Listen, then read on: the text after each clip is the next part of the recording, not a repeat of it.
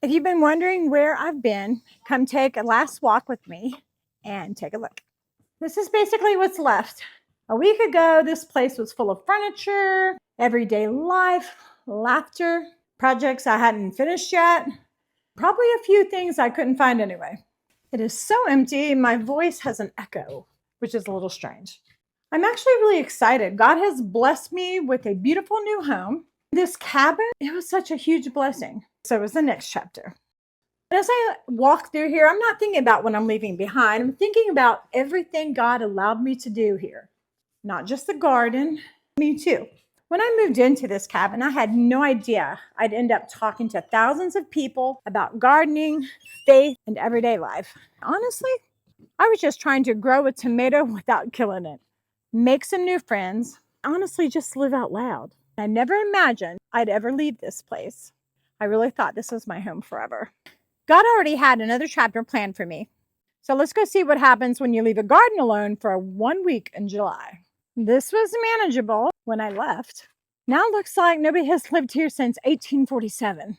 The grass needs mowed, my paths have disappeared, and everything out here appears to have made its own decisions. I was gone 1 week. One. At this point, I have not had any time to tend to the garden, so I was scared to see what had happened. The greenhouse is still standing. That's a good sign.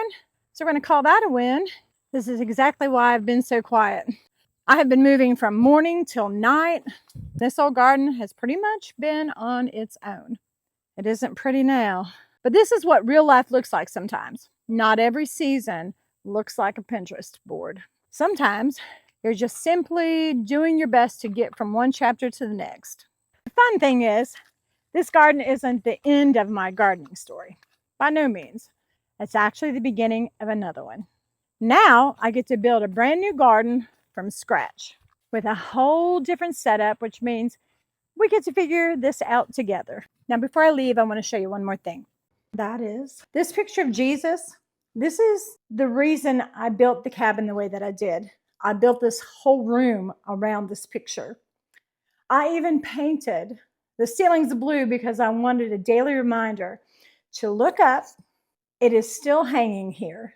It will be the last thing that leaves this cabin, not because my faith is in a picture, because every time I've looked at it, it's reminded me where my hope comes from. God was faithful in this home. He was faithful through every lesson, every blessing, every hard day, every harvest. I know He's going to be faithful in the next one. Today isn't really goodbye.